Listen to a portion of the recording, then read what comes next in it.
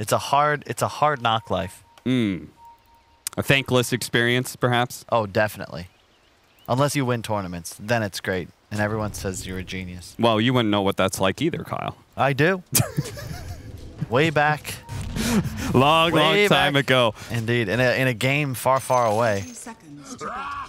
Slayer already finding the early vision. How did he know about that? Is it purely just, I guess, general game read of having an Enchantress, knowing that they want vision of their jungle? Helps to see that one camp to see whether or not it's blocked? It's quite likely they just scouted it. I mean, Solo's played, I think, 4 or 5 games of Enchantress in his recent history, so it's probably just, you know, guessing the ward spot. Well, not only is that Sentry reveal that one ward, but it also blocks that camp that we were talking about. So it's a nice 2-for-1, I guess, in this situation. I mean, it's actually kind of OP nowadays. Like, sentries are very value when you consider wards are free, but obviously the vision is valuable. But if you successfully get a ward, you get the sentry paid for and the free experience. So you're buying 2 creeps of XP. Plus, it lasts longer than a ward. Indeed. So even better for blocking camps. Yep. And that's something you kind of can't talk about at times on a panel, but it's nice to see if you ever study some of these replays. Good teams playing against Nyx will often double ward, where they have a ward covering 1 or 2 like hills or areas Nyx would play with a sentry on top to just kind of guarantee lock down those choke points, most commonly above just above Dire mid, and then the just above Dire top bounty rune.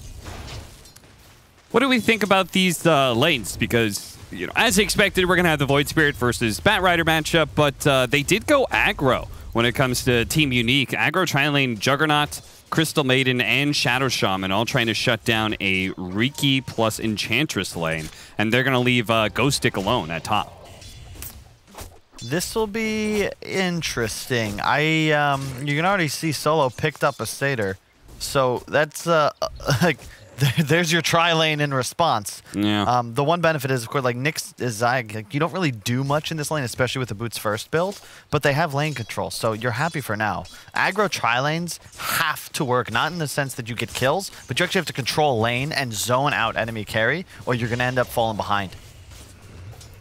Well, he brings the Satyr to the lane, gets a little bit of nuke damage, but unfortunately, level 1 enchant does not last for very long, so it's only able to be so disruptive. The lane is going to be pulled back by the Juggernaut as much as he can.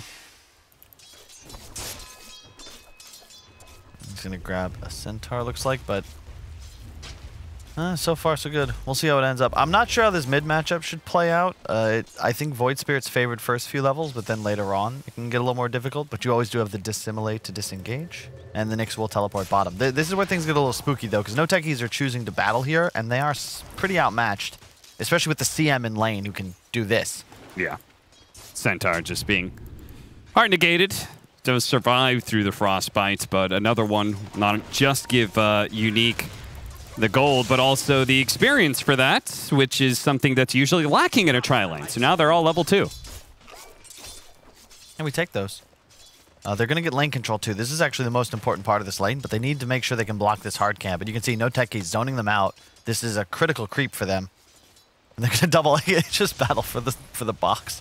Yeah, they're both going to run over, put their bodies potentially at harm to make sure that the hard camp doesn't spawn. They don't have to deal with the Enchantress creep anymore. The thing about these offlane tri-lanes, I remember back when this was real meta, it's just so tedious. And the problem Unique have is that the first few waves they didn't control, thus Riki gets free XP and CS under tower, and now it's pushing into them. So they can't really play too aggressive with these two rather squishy supports if there's this double wave moving forward. So they're going to deal with it, but because they have to deal with that creep wave, now Solo has pulled the next one, and it's just like, God, what are we supposed to do here? Well, the upside is they do get some 1v1s, which is the Beastmaster. I anticipate this matchup is not that bad for Malik, though. Legion Commander dealing with boar harassment, but at least she's a self-sufficient hero. Oh yeah, I think this is very LC favored. I always like playing a hero that can potentially kill boars, and it gives you a little bit of extra bonus damage on hero as well. Mid lane. Oh, Love it. Easy regenerate. I can hear your voice dripping with sarcasm, Kyle. I can't tell you how many games I've seen and played where mids just run to opposite runes and one of them gets lucky and the other doesn't. It's my second least liked thing about current Dota 2 with the exception of Earthshaker Shard. What is your most liked thing? Or is that the Earthshaker Shard? That is the most disliked. Okay. And third is Techies, and will always be Techies. Although Hoodwink is rising the ranks. Really? I don't mind Hoodwink. I mean, her damage is pretty insane off that ultimate, but she just kind of falls over. Zayats will go ahead and invade, take the enemy bounty rune. As a result, NoTechies will manage to get 3. As long as nothing goes wrong. Maybe something will go wrong, actually. Pikachu might just make his way over and take that opposing bounty rune.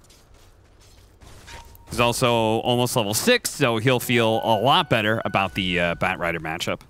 Do you feel like this aggro tri-lane has been a success? He's up in CS, but Crystallized is still higher in experience.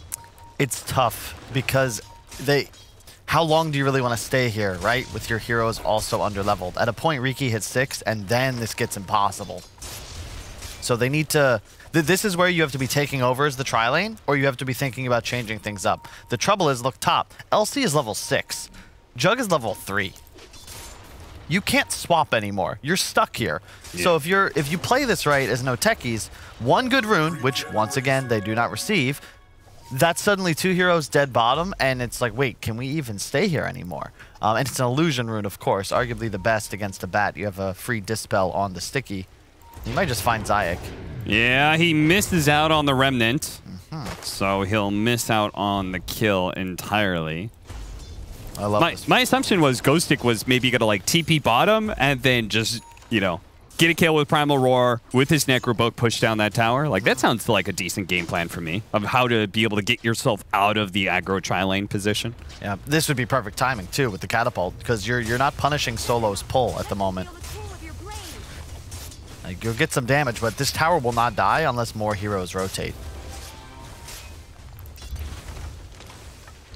I will say, part of the reason Legion Commander is doing so well, 3 levels of overwhelming odds. And that's entirely because Ghostic is just keeping his boars on top of himself all the time, so it's making for like really easy kills for him. I wish he wasn't going for a Blade Mail. I was a huge fan of the item back when you had the Robe of the Magi attached, but when it was replaced by a near 700 gold recipe, it lost a lot of that guaranteed value. We're going to go the opposite route. Instead, they're going to rotate into Ghostic's lane, kill Malik, and then I'm guessing we're going to see rotations based off of wherever Malik shows up next. Crystallized TPing mid. He's going to try and finish his level 6. Urgon going for the kill on a Ghostic. It's going to be a long flame break. Does manage to push him back into the stun from Zayats, but Urgon not feeling comfortable going for it anymore because he's out of mana. Didn't anticipate that. He just got burned out and didn't have enough for the lasso, so Pikachu shows up and gets a double kill. Really well played by Pikachu there. Excellent rotation, but just misguided attempt. This is somewhat, well, it is poor map movement by NoTechies. They bring the bat top, but there's already a kill on LC. So this rotation effectively has to work, and it's not 100% guaranteed by any means. And it's so simple for Pikachu to just now come top and collect 2 free kills. Slayer tries to go for a TP out. Last second duel is going to be used by Malik to ensure that he does have the damage bonus coming his way. Malik also shouldn't be dying top, but he's playing this like Blade Mail Rush just boggles the mind because it removes your ability to play offensive. You talked about how he was doing well top. Look at the net worth. I know First Blood is a factor, but you can't skip boots, rush Blade Mail. Nice. Does manage to get him. This time around, they'll kill Ghostic. It's always a bit tough trying to kill the Beastmaster after he gets his Necronomicon. Urgon, this time around, is rewarded with the kill. That was a huge one. Now, Crystallized, with the levels that he has, is going to be occupying mid. The Juggernaut's still hanging out that bottom lane, but now he's getting some solo experience. So he almost has the level 6. And at that point in time, Kyle, it feels like your aggro tri-lane and some of the sins that come with it are going to be forgiven. Oh, for sure. I mean, they did it as we'd hoped in a way. Like we discussed, okay, this is where you got to start controlling the lane. As soon as Crystallized TP'd mid, that was it. You're now free farming a Juggernaut, and you're not really threatened by too much. That's why they picked it in this spot. It's just the duel. And again, I'm not really fearing Malik in this game because I'm looking at the items he has queued up, and a Blade Mail into Brown Boots Blink doesn't scare me as a Juggernaut. I'm going to be able to farm just fine. I'd be terrified if this was some, like, you know, what we saw from, I think it was Zai, and also from, who was it in the, maybe Boxy, just an upgraded Boots Falcon Blade. It's like, holy crap, this guy's got like unlimited mana and he's hitting me for 130. That's threatening. Zai, it's nice impale to ensure he does get the bounty rune, though he's still going to be in some trouble here as the second Astral Step is going to slow him down. And Science will fall. Pikachu just running around and getting kills everywhere. This last pick for Unique is working out very well for them. Yeah, that's a great pick. I mean, most heroes, or most teams rather, first to it when available. The fact they got it as overall last pick, kind of mind-boggling. The Viper ban over the Void Spirit was critical. Yeah, Viper certainly wouldn't be able to have the same kind of total map presence that this Pikachu Void Spirit has had, as he's been rotating like a madman all over the place, missing yet another remnant, but he still is keeping NoTechies honest here in their attempt to defend this Tier 1 tower between a Shadow Shaman wards and the catapult that's being protected. It looks like this tower is going to go down without a team fight whatsoever. NoTechies just have to give up on it. Yep. And this is something Brian and Tika were bringing up during the draft. Like, what does the NoTechies lineup do other than find pickoffs? You know, you have 3 cores that are effectively all single target damage until Riki is able to finish Battle Fury Axe. Crystallize is in no place to really participate just yet, so it's just kind of sad times. You're going to watch your structures die. There's not really a damn thing you can do about it. Pikachu is enormous. And I love Ghost X item build. This is what I'm talking about. This is value right here. And this is Dota 2. Dire's middle tower is under attack. Running at the enemy, soon to have a Necro 3. Ghost Stick taking total map. The experience you've got to have, you know, just to master a hero. Only the essentials, okay? Yes. Necro 3 is very strong, and you don't need any other items as a Beastmaster to operate. And then the tenacity to just walk down this bottom lane, daring any who may challenge him. Well, you know, I know you're a fan of this phrase, Kyle, but, you know, keep it simple, stupid. Oh, yeah. Just gotta kiss it. Instead of playing a Legion Commander where you have to think about, do I get upgraded boots? Am I going to go Blade Mail before the Blink Dagger? Am I going to go Blade Mail at all? When do I get my BKB? Just pick Beastmaster and go Necrobook. And that's, I don't want to harp on it too much, but we've got a relatively stagnant game. The reason you don't go this build on LC anymore is it doesn't provide you any base mana regen. You farm using your spells for this portion of the game. I love to see the Max W build that Seb popularized, but with no base mana regen or Soul Ring, you're just kind of walking in circles. You don't get that opportunity to just quick farm a neutral camp on your way to a lane. He already used a remnant, so Pikachu going for the body blocking, but that is very ill-advised as the rest of the team was up on the high ground here. Ghostic does throw out the Primal Roar and is going to get some damage onto the Legion Commander here. This freezing field out from Slayer is going to push everybody else back and potentially keep Ghostic alive. He's burning in the flames. Solo gets that last impetus shot required to trade 2 for 2 there. Yeah, well, we also see a Blink Rush instead of that BKB on Aragon, so just kind of demonstrating their understanding of their strat. BKB is more for taking some big engagement. He's not looking to do that. Dude, Solo just got outplayed so hard. Damn, that was some beautiful micro from Bignum. And you got to switch to the Agi treads there if you're Solo. Watch this again.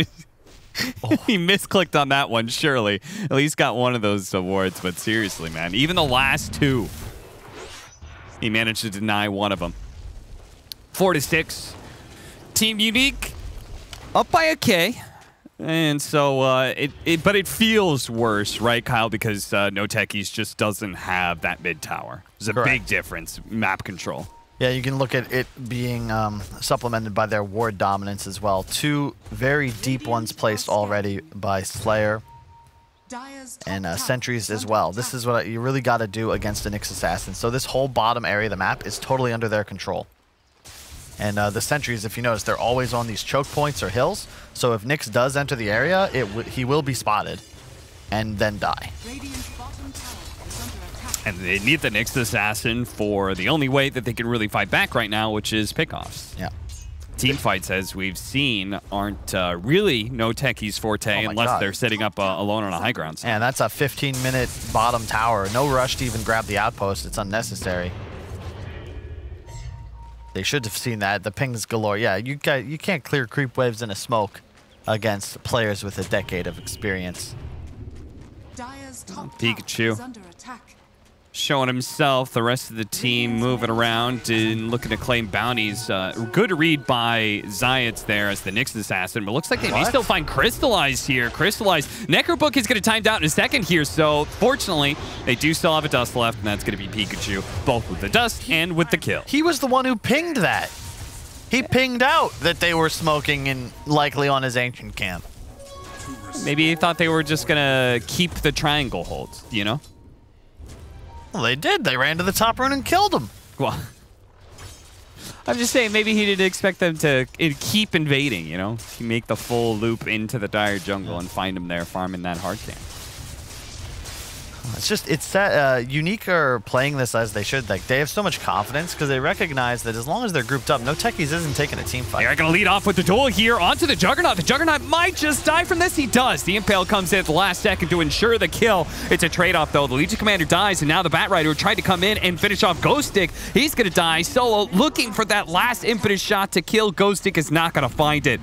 They're going to lose 3 here for a fight that was started by NoTechies. He must have assumed that Juggernaut was maybe a little bit more alone than he was. Big Num maybe caught here, dodges to the side. Zayats completely whiffing the Impale. And that'll be a 4th kill for Team Unique. This is the saddest life for a Nyx assassin. You know, I'm a big fan of Max Carapace in certain situations. It's all right here, but you have like just nothing to offer in this sort of situation. You attack and you have a level 2 stun. There's no mana burn for added damage. You just kind of exist, and yeah, that was way off. Shanked that one. Yeah, the Zayats and the rest of NoTechies may be feeling the pressure of this game 1 because I just don't feel like this draft set them up for a whole lot of success. I think it's just a much harder game to play, right? For sure. I think they've also made some kind of questionable decisions in regards to like their read. I don't want to keep pointing out Malik, but he also went for the strength talent over mana regen, so he can use like 2 spells when not with his squad if he wants to be prepared for a team fight. And you're playing into a hero like Beast who's going to consistently mana, and the Axe are going to find him. He pops the Blade Mail, looks for the duel, but he's not going to find it. Kited by Ghost Stick, and eventually killed. 5-12 now as Unique begin to solidify a big lead. Yeah, it's Crystallize who's going to just have to kind of win this one single-handedly. I like the way that they've played this as Unique, though. They block his Ancient Camp when possible. They're doing a good job of just consistently cutting across the map. Like, they lost control in that bottom triangle when we were discussing how many wards and sentries they had. Well, they've ceded that back, but they're keeping their mid-tower alive, and they've gotten a lot of value off of that because they effectively succeeded on every single crossback into the enemy top triangle, and now they can control that with ease. More runes for Pikachu. He'll have an Ag soon. That's going to be sick in this game. Yeah, it certainly is. Such a huge damage increase. Yeah, especially with him getting to level 15. I mean, the silence is going to be nice, but he's going to have... When you're ahead as a Void Spirit and you get the Aghanim Scepter in level 15 well in timed with each other, you just like start one-shotting supports. Yep. So this pretty much leaves Crystallized in a position that he's been in a number of times, Kyle, as you were trying to talk about, you know, him just kind of him versus the world. 1v5. I don't know. This reminds me in a way of like my gripe with Nigma sometimes when they play just these passive styles. Nowadays, even though the kill counts seem lower than we're used to throughout the history of Dota, there's a lot of aggression still. And typically teams that are ahead at 15 minutes, they might take another 20, but they win the game. And it's because you just continue to grow that lead. You gain gold significantly faster than your opposition. Eventually you get a Roche, and it really just takes then that one fight to close out. I don't think you can win games reliably in Dota 2 by farming 3 items without looking for combat. Oh, barely missed out on that one. That duel could have been big, but now Pikachu's going to come back into things. They do manage to get the Spike Carapace back on a Pikachu. They're bumping in with a Flame Break. They're going to blow up Big Num right away. Probably going to have to leave Malik, and it looks like Zayats to die here as the Omni Slash. I think maybe the first of the game used by Palantimos for the double kill. They're just outgunned, Cap. This is, I haven't seen 2 different groups of people fighting a battle since the end of The Last Samurai. It's just like, what, 3 or 4 engagements in a row? Like, both teams use a full volley of spells. Unique kills anybody in range, and NoTechies are happy with 1. Does that make Crystallize Tom Cruise? Yes. He will survive to tell the tale. And he'll have plenty of swords. But I don't know if that'll win. When Ariki has an Essence Ring, you can be a little concerned. I'm a little bit concerned this player doesn't have a neutral item at all. Unique, they're going to take a free Roshan here as NoTechies do not have the firepower to deal with that. Oh, he's got the Fairy Trinket coming out to him. They must have done a swapperoo. It's just such a scripted game for Unique thus far. Yeah. So when you talk about those sort of like more passive lineups, the only hero that I feel like really kind of bucks that trend is these Medusa and PA lineups. Yeah. PA of last meta, Medusa maybe for this one. Does Ricky really fit into that category? Yes and no. In a different kind of scenario, sure, but you're playing against so much disable. Like Beastmaster effectively means that there's no timing where you can just straight up win the game for your squad. Even a BKB post-Ags isn't going to help you against Aurora. And your other 2 heroes don't provide any real damage. I like Bat LC a lot with, as we discussed, hyper carries and spread damage carries. And there aren't really matchups for a Dusa or a Luna or Gyro in this game, but that's the kind of ideal you're going for. PL would have been acceptable too. Trouble with Riki's just too squishy. He's going to be a Roar target all game. So it sounds like to me you can be that sort of carry that can make the comeback with the proper amount of farm at 1v5, but it's less forgiving. Correct. Like, where do you see NoTechies able to take a team fight here? You know, anything is possible, but they're getting walked at. Unique is 5 men pushing your top base tower. There's 1 Enchantress left alone. Everybody else just trying to farm creeps. Well, the defense here, it might be possible, but it might also be improbable. They do manage to get the lasso into a duel onto Pikachu. That's actually a great start. And clean up the Serpent Wards for a little extra bit of gold. And they didn't even require the Riki to be here. He stayed bottom, pushing that out. As long as he doesn't get caught, this is a nice bit of space. Yeah, that was really well done. I'm surprised they didn't put the Aegis on the Void Spirit, just considering how over-leveled he was. But their thought process probably being that the Juggernaut's going to be the one to hit the tier 3, right? But then Pikachu just kind of goes past the tier 3. I like that play, but yeah, he'd have to be a little more conservative. That is the danger of Batrider and trying to siege high ground. There's a good quote from Zhao 8 just about how advantages are useless if you cannot break base. That's why if you've been watching China Dota, you always notice, like, historically, there's this big focus on when and how are we able to end games, and also why heroes like Bat and Tidehunter have really just never fallen out of their meta. So yeah, you still have an Aegis, you're going to have Ags on the Jug, collect all the towers. You don't have outposts to control for some time, but I don't see this Radiant lineup defending any tier 2s. Keeping him silenced as much as he can. The Spike Carapace is going to come in, and it does dodge that damage, but it doesn't return the stun onto Pikachu. As a result, Ghostic is there. Help clean up the kill. Oh, Ghostic's going for the birds. I haven't seen... Oh, he's going the... Yeah, that's what's queued up. Getting a little Stanley Kubrick in here. The dive-bombing birds. Oh, yeah. A throwback to... Terrifying. To real old Dota 1 days. Real old. Like, we're talking 2006, 2007. Yeah, we're talking about me being 30 years old. Radiant's middle Jesus, tower we're has old. fallen. Yeah. Young at heart, though. Talking about video games for a living. You say that, but I'm like, you ever notice? Like, I don't remember having hair in my nose. Dire's top tower is under attack. You can trim that, Kyle. We'll have a conversation after the game. The thing you see, like, Crystallize, he is recovering, but he's still 5th place in the net worth. Yeah.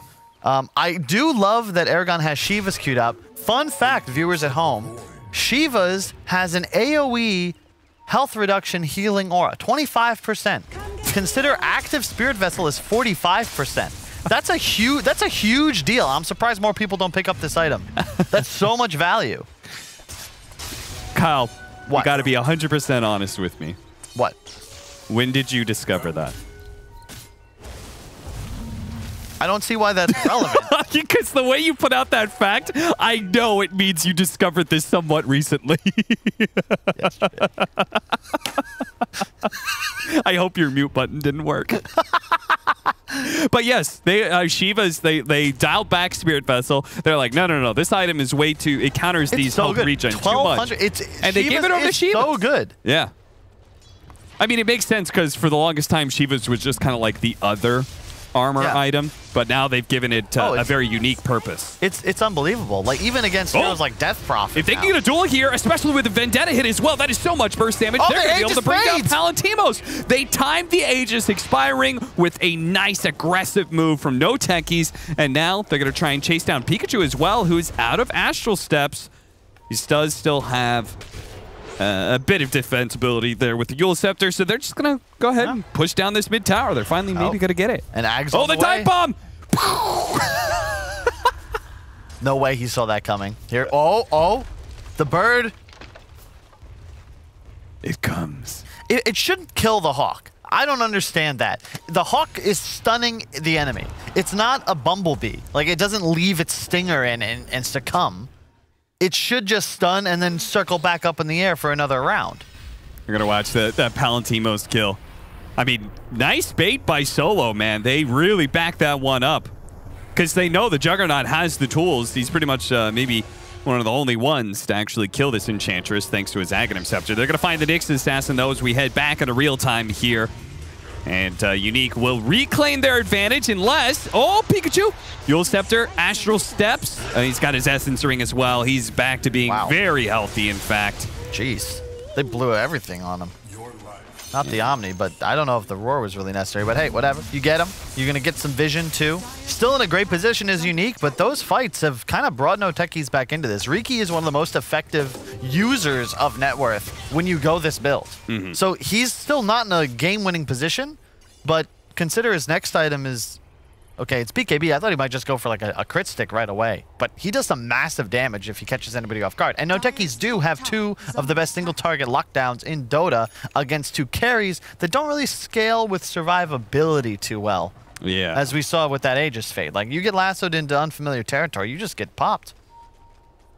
Yeah, I mean, they are pretty much just going to focus every... Oh!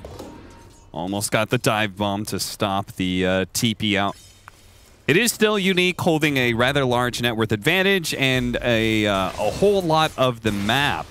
I am curious if the win percentage is still going their way. It ticks back up a decent amount. I wonder if as they control the game like this, is they're going to find a kill in a solo, but here comes Lasso into potentially a lot more damage. Where's the follow-up disables? Where's the duel? They didn't bring him all the way to Malik. He's stuck on the high ground here, but so is Crystallize. Crystallize dies there, and a duel to the death up on the high ground. And now they don't have anybody else, so it's just going to be a rundown. He turns around, duels up a Shadow Shaman on the side of Malik. He does manage to win that duel, gets himself a little bit of extra damage, but of course, that is the end of the last Samurai right there. That was, I mean, I respect to Solo for once again trying to bait, I suppose, but that's just not what's going to work. You know, they're outside of their base this time. Oh, so what happened to the chain disables that they're supposed to be using on the Juggernaut? I mean...